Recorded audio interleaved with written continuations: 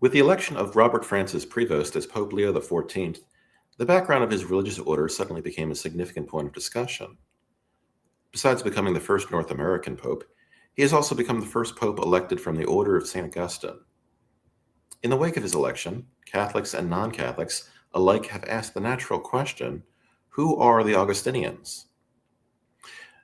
The Augustinians are officially known by their full name, the Order of St. Augustine, or officially in Latin, Ordo Sancti Augustini. Historically, their extended official name has been the Brother Hermits of the Order of St. Augustine, a title reflecting their unusual origin as an order. Although the order as we know it dates to the Middle Ages, its spirituality reaches back nearly 8 centuries earlier to one of Western Christianity's greatest minds, St. Augustine of Hippo.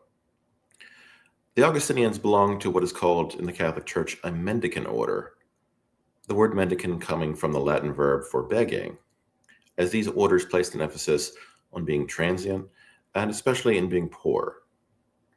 During the 13th century, Western Europe experienced a religious revival which saw lay people traveling the countrysides, preaching the Gospels. Rather than withdrawing from society into isolated monasteries, thousands of Christians sought to imitate the poverty of Christ and his apostles by traveling to the growing cities of Western Europe to care for the urban poor. They preached in marketplaces, they cared for the sick, they educated the city's children and heard confessions, and depended largely upon the generosity of those who they served. This was a distinctive shift from the role of monks, who remained in one place and were often inaccessible to lay people. The most famous mendicant orders were the Franciscans and the Dominicans, who were among the oldest.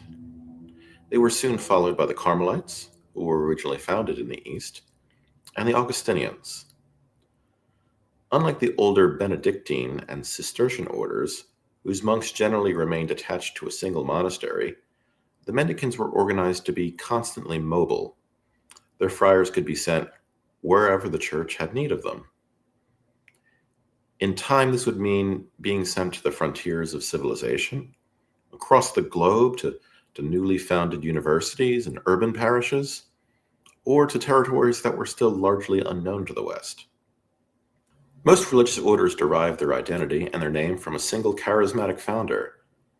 The Franciscans were famously founded by St. Francis of Assisi, born Giovanni Bernardoni, while the Dominicans trace their origins to the famed St. Dominic.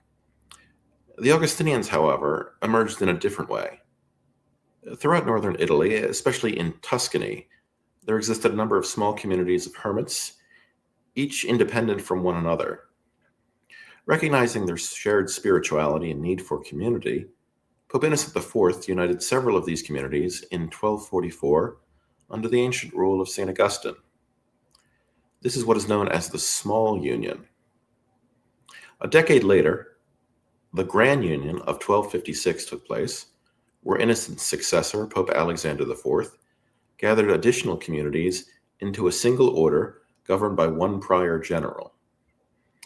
Rather than creating an entirely new spirituality, the Church gathered together scattered communities around the communal ideas founded by St. Augustine. For this reason, the Augustinians have no single medieval founder.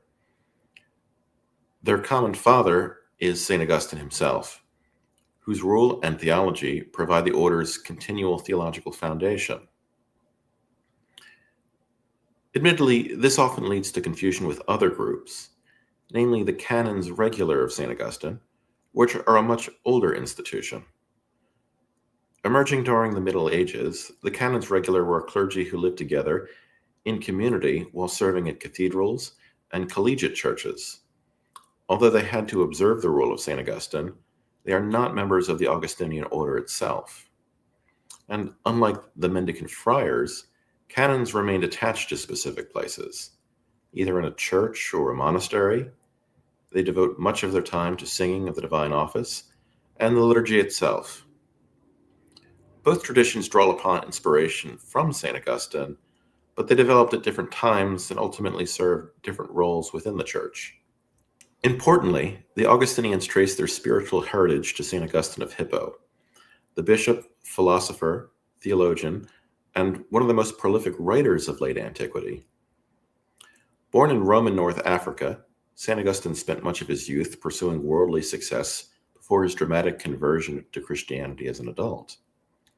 His major work, Confessions, remains one of the first great autobiographies of Western civilization, and is noted as the first work of psychological insight in Western history.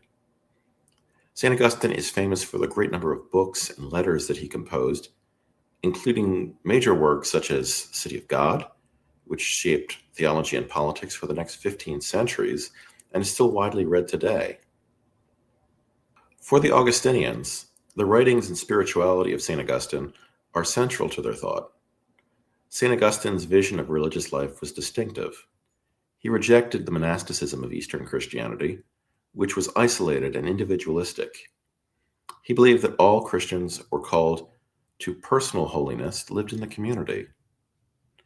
With the death of his mother, he transformed his house in Tagaste into a religious community. This was composed of his friends and others who wanted to share the common life together as children of God. In an effort to help the community flourish, he composed his work, The Rule of St. Augustine, which begins with an exhortation that brothers should be of one mind and one heart on the way to God. St. Augustine was aware of the fundamental psychological human need for love, and his rule for the community reflects this. The rule places emphasis upon friendship, charity, and working together to form a common life, and it remains the hallmark of Augustinian spirituality today. While Franciscans have traditionally emphasized their own poverty and the care for the poor, and the Dominicans have noted the need for preaching and intellectualism, the Augustinians center their spirituality on the search through God through community, through truth and love. Looking to the early pages of Acts of the Apostles, they stress the importance of a shared life and the value of habitual virtues through living with other people. The Augustinians also emphasize intellectual inquiry, exploring how God reveals his sciences through debate, study, and conversation.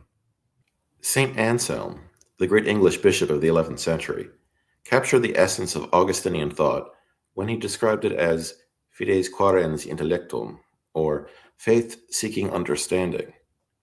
That is to say, our intellect must be informed by our faith and not detached from it. This emphasis has historically placed Augustinians in the field of education. Throughout history, the order has staffed schools, universities, and seminaries. They have produced no shortage of distinguished philosophers, theologians, and scientists who have informed the moral and intellectual character of Western civilization. Augustinians also commonly speak about the idea of interior conversion, and indeed the notion of spiritual interiority.